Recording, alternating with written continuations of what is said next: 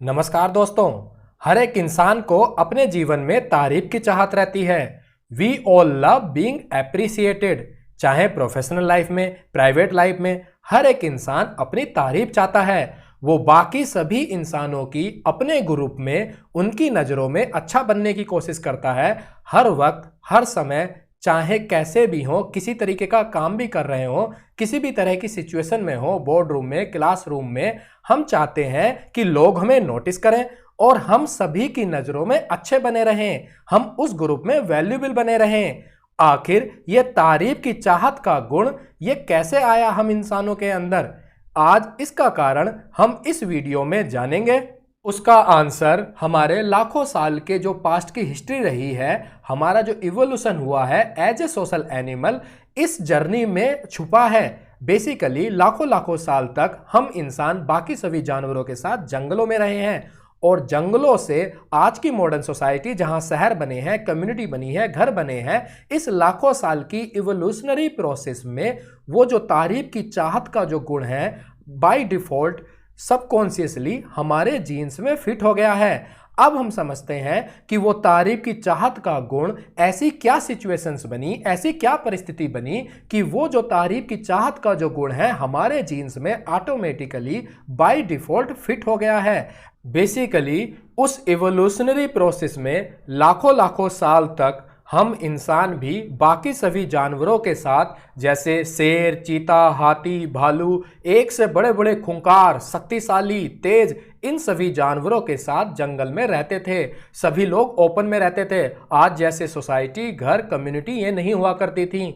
तो उस समय सबसे बेसिक नीड हुआ करती थी सर्वाइवल, कि किसी तरीके से हम जिंदा बचें।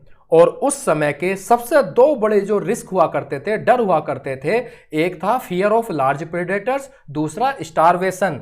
Fear number 1, fear of large predators, यानी कि जो सबसे बड़ी शक्तिशाली जानवर हुआ करते थे वो अपने से कमजोर पर अटैक करते थे और ये अटैक की संभावना हर वक्त, हर समय, सुबह, शाम, रात को, दिन में, सोते हुए, जगते हुए, किसी भी डायरेक्शन से ये अटैक की संभावना बनी रहती थी।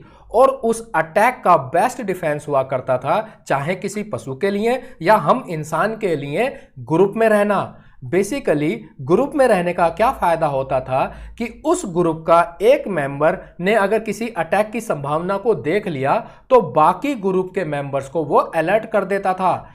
इससे सर्वाइवल की जो प्रोबेबिलिटी थी, सर्वाइवल के चांसेस थे ग्रुप में रहने के, तो वो बढ़ जाते थे। और दूसरा सबसे बड़ा फियर हुआ करता था स्टारवेशन, यानी कि भूख से मौत। बेसिकली उस समय जिस प्रकार आज की मॉडर्न सोसाइटी में खेती होती है, सुपरमार्केट्स होते हैं, ऑनलाइन ऑर्डर सिस्टम है कि ऑर्डर करो खाना घर पे आ जाएगा, इस तरह की चीज़ें उस टाइम पे ऐसा तो हुआ नहीं करता था। डेली खाने की तलाश में, फूड की तलाश में शिकार करने के लिए जंगल में जाना पड़ता था। 100 किलोमीटर, 50-50 किलोमीटर, इस तरीके से फूड की तलाश में जाना पड़ता था। एक तरीके से खाना बदोश की तरह नोमैडिक लाइफ स्टाइल हुआ करता था। उस खाने की तलाश में हमारे इस तरीके के सुपरमार्केट, इस तरह की चीज़ें नहीं हुआ करती थीं। और इस केस में भी जो ग्रुप जितना अच्छे से कोऑर्डिनेट कर पाएगा उनकी सर्वाइवल प्रोबेबिलिटी बढ़ जाती थी। हम इंसान ना तो उस जंगल लाइफ स्टाइल में ना तो सबसे मजबूत हुआ करते थे, ना ही सबसे तेज हुआ करते थे। तो हम इंसानों का जो बेस्ट डिफेंस था वो ग्रुप में रहना। एक ग्रुप में रह के हम सभी लोग आपस में जितना अच्छे से कोलैबोरेट कर पाएंगे, ग्रुप के मेंबर एक दूसरे की जितना अच्छे से हेल्प कर पाते थे, वो ग्रुप की सर्वाइवल प्रोबेबिलिटी बढ़ जाती थी।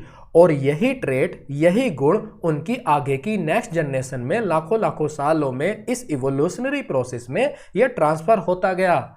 और इस ग्रुप में रहने के इन एडवांटेजेस की वजह से, इन दो फायदों की वजह से ये जो गुण है नेक्स्ट जनरेशन में ट्रांसफर होता गया और हम इवोल्व हुए as a social animal, as a society. अब हम समझते हैं कि इसका तारीफ की चाहत के साथ जो वो गुण है उसके साथ कैसे लिंक है। बेसिकली एक टर्म होती है ओस्ट्रासिज्म, समाज से बाहर निकालना। उस इवोल्यूशनरी प्रोसेस में लाखों लाखों साल में जब हम जंगल में रहे हैं, अब हम खुद से समझ सकते हैं कोई इंसान किसी ग्रुप का हिस्सा नहीं है, या किसी एक इंसान को ग्रुप ने एक्सपेल कर दिया है, किक्ड आउट कर दिया है, तो उसकी सर्वाइवल प्रोबेबिलिटी ऑलमोस्ट जीरो हो जाती थी। या तो कोई उसको शेर खा जाएगा, चीता खा जाएगा, या भूख से मर जाएगा। तो वो अकेला इंसान किसी ग्रुप का हिस्सा बने, वो अपना बिहेवियर, अपना एटीट्यूड ऐसे रखता था कि बाकी ग्रुप के मेंबर उसको एक्सेप्ट करें और उसको अपने ग्रुप में शामिल करें। और यही गुण हम में सबकॉन्शियसली बाय डिफॉल्ट हमारे जीन्स में फिट हो गया है। और ये एक साइकोलॉजिकल साइंस के प्रोफेसर ये इस गुण को बताते हैं कि ये सोशल एनिमल यानी कि पशुओं में भी पाया जाता है। इसीलिए ही किसी पर्टिकुलर स्पीसीज के एनिमल एक ग्रुप में हमेशा पाए जाते हैं, और वहां डर यह भी रहता है कि किसी एक को उसके ग्रुप के मेंबर उसको बाहर ना निकाल दें। बाहर निकलना मतलब मौत। अब हम समझते हैं कि उसका हमारी आज की लाइफस्टाइल पर, मॉडर्न लाइफस्टाइल पर यह हमें कैसे अफेक्ट करता है। इस तरीके के इवेंट जिनमें हम बहुत सारी क्राउड, बहुत सारी जनता हमें ऑब्जर्व कर रही है, समाज के लोग, सोसाइटी के लोग हमें ऑब्जर्व कर रहे हैं, तो हमें डर रहता है कि वो हमारे बारे में क्या सोचेंगे। वो मेजॉरिटी हमें एक्सेप्ट करें, हमारी तारीफ करें, आलोचना ना करें, तो ये डर हमारे अंदर रहता है। इस तरीके के इवेंट जैसे athlete, actor, musician, public speaking, interview, इन सभी इस तरीके के इवेंट में, स्पोर्ट्स के इवेंट में बहुत बड़ी जनता हमें ऑब्जर्व कर रही होती है, सो दैट हम दूसरों की नज़रों में अच्छे बनाए रहें, हमें एक्सेप्ट करें, हमारी वैल्यू बनी रहे, हमें वो वैलिडेट करें। तो ये जो गुण है हमें आज भी इस तरीके से हमें अफेक्ट करता है। आपको ये कंसेप्ट कैसा लगा? आपकी इस कंसेप्ट पर अपनी ओपिनियन भी जरूर शेयर करें कमेंट सेक्शन में, और चैनल से जुड़े रहने के लिए, वीडियो को शेयर करने के लिए आपका बहुत बहुत धन्यवाद।